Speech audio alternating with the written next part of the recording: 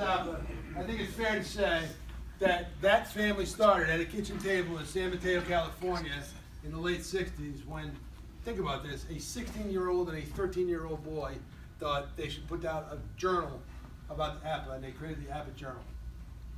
So it's a little bit different because obviously I'm talking about Len and Ron Gaydos. So tonight we're going to induct Len and Ron into the Hall of Fame. Now you may or may not know that Len tragically died a few years ago in an accident while on vacation, but I had the opportunity to talk to Ron. He was very moved and very touched that they still are important to our community all these years later. Ron doesn't really play the game anymore, but he looks at the Facebook page and he goes on the Delphi forums, so he's familiar with what goes on. So I asked him about, whose idea was this, why'd you form it, those type of things. And you can't help it, I wish you could have heard the tone of voice that he had when he talked about his brother, because he clearly has great feelings for Len, as his older brother. And Len was something of a genius, it turns out. So Len thought, we get this brochure with the letters in it, and he knows there's a couple other leagues around the country. And wouldn't it be nice if we all knew what was going on in everybody else's community? But they didn't think it would grow to where it grew to 2,200, at one point 2,200 journals going out. I mean, that's pretty big every month. And they never imagined it would be like that. They thought, we'll just get some league updates and guys can talk about their solitaire replays. And it turned out to be much more than that, as we know. To him, his fondest memories of the whole journal enterprise, he had a couple of good stories. One of them was, these guys they're 2 years in, so he's all of 15 and Len is 19. But they were California cool, and it was the late 60s. They were hippies. He described them as hippie. He had long hair, and they went on a family vacation to someplace outside Pittsburgh, and Len rented a car so they could go and meet Mr. Seitz. And Ron said, all you heard about, all the way from Pittsburgh to Lancaster, they talked about what was this going to be like, because they heard that Dick was a bit of a, shall we say, hard ass. And these guys, and Ron's like, I just can't imagine what it's going to say. And he said, he may be able to even support this if he was there.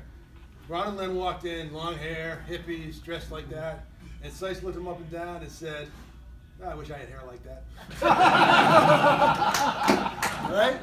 So, and he just loved that story. And the other story he told me, he talked a lot about the conventions. He loved the conventions from the 70s. And meeting David Eisenhower was a big deal for him. And he said, and I don't know how many people know who Kevin Hooks is. Anybody know who Kevin Hooks is? Yes. Anybody watched The White Shadow? He was Thorpe on The White Shadow.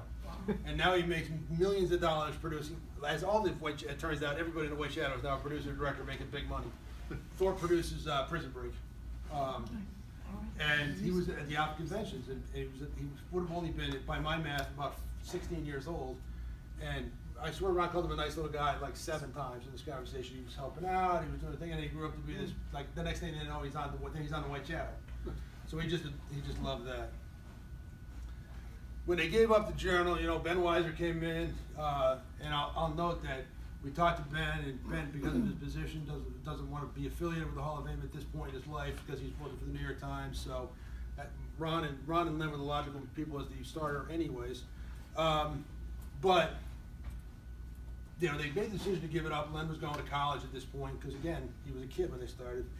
So what Len did, what turns out was, and this is now in the early 70s, Len was doing basically maps that showed the changes in the Earth. I think I dropped the thing on the floor. Help me break it. Changes in the Earth. This is before digital photography, right?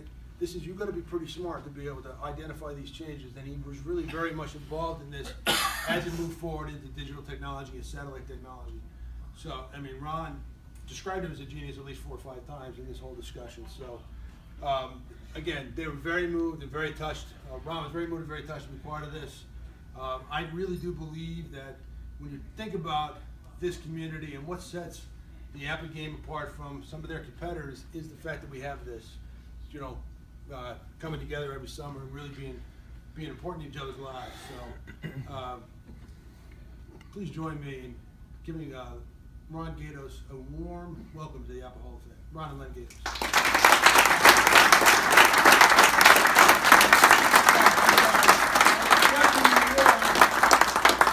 I knew I would. Accepting the award, we have in our room tonight a person that wrote for the journal as early as 1973 And he is going to accept this award on behalf of his friends. Pete Simonelli, come on up.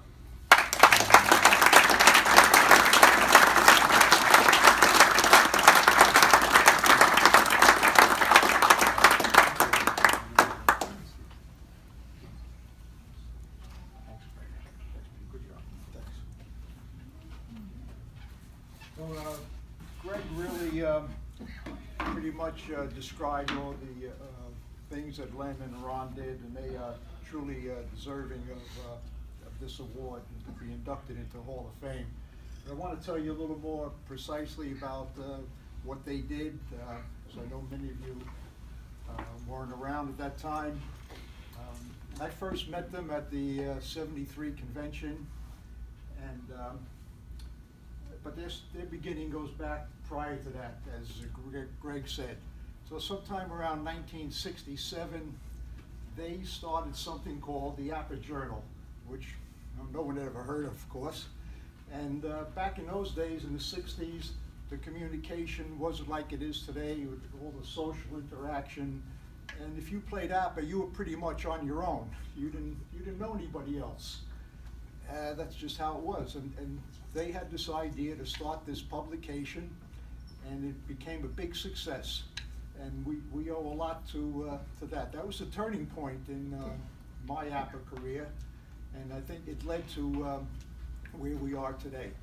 When it first came out, well, with the technology at that time, it was mimeograph sheets that were folded in half and stapled together and mailed out that way.